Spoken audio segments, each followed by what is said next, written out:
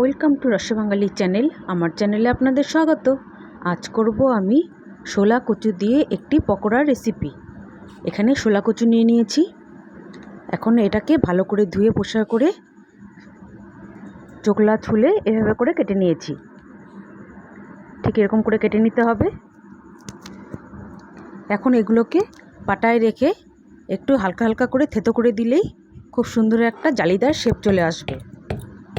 ঠিক এরকম করে করতে হবে।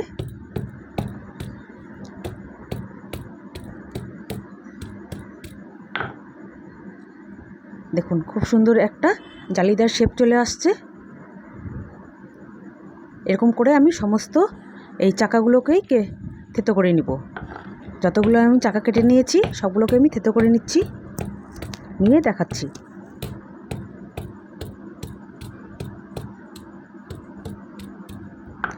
এটাও হয়ে গেল। ঠিক এরকম করেই সমস্তগুলো আমি করে নিচ্ছি।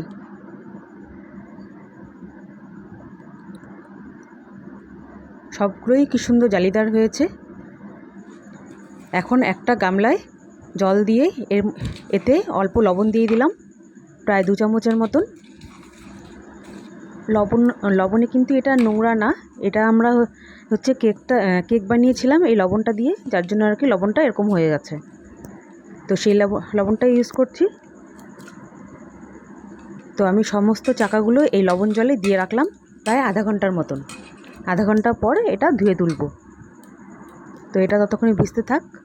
আর এতে করে যতটা কষ আছে এর ভেতরে স্টার্চ আছে যেগুলো সমস্ত বেরোয় যাবে। আর যদিও গলা ধরে তাহলে সেটাও ধরবে না। আর এখন আমি একটা বাটিতে নিয়ে নিলাম আমি 2-3 চামচ চালের গুঁড়া আর 2 চামচের মতন ময়দা। এখানে দিয়ে দিলাম চাট মশলার গুঁড়ো, এটা গোলমরিচ গুঁড়ো 1 চামচ করে দিতে হবে। আর এটা ঝাল লঙ্কার গুঁড়ো দিয়ে দিলাম আন্দাজ করে, লবণ আর একটু হলুদ। এখন অল্প অল্প করে জল দিয়ে একটা সুন্দর ঠিক ব্যাটার তৈরি করতে হবে। একবারে জল দেওয়া যাবে না, তাতে কোনো কিন্তু পাতলা হয়ে গেলে আবার অসুবিধা হবে। আর যদি পাতলা হয়ে যায় তাহলে একটু ময়দা মিশিয়ে দিলেই ঠিক হয়ে যাবে।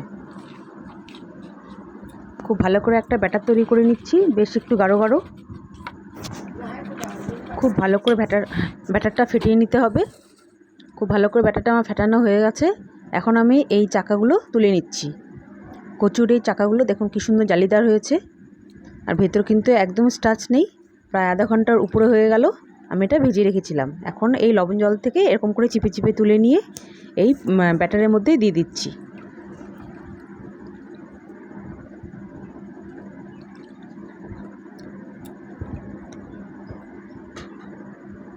এর ভিতরে এখন একটু স্টার্চ থাকলো না, আর গলাও ধরবে না।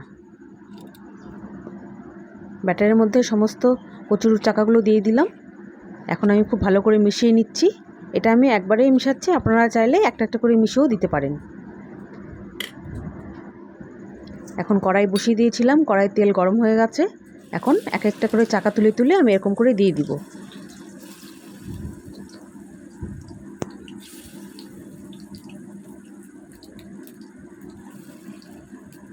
দেখুন কি সুন্দর হয়েছে, সমস্তগুলো একদম ফাইন জালিদার হয়েছে।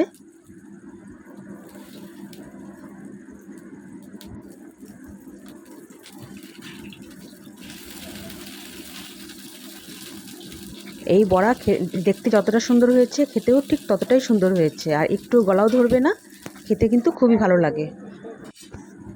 আমি এরকম করেই সমস্ত বড়াগুলো তুলে নিচ্ছি, ভেজে ভেজে তুলে নিব। আমার এক ব্যাচ ভাজা হয়ে গেছে।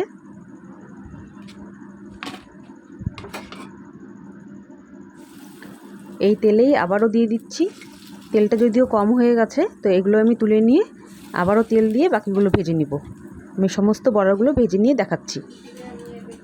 এগুলোও হয়ে গেল।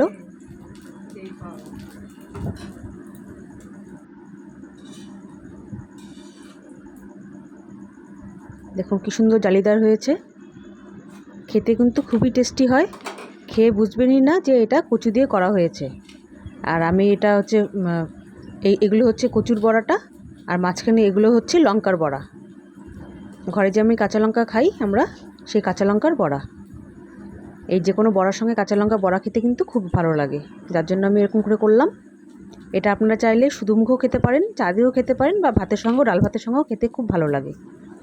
রেসিপিটা ভালো লাগলে please like, share and comment করবেন, আর অবশ্যই সাবস্ক্রাইব করবেন প্লিজ। আপনাদের কাছে অনুরোধ রইল। দেখা হবে নতুন ভিডিওর সঙ্গে।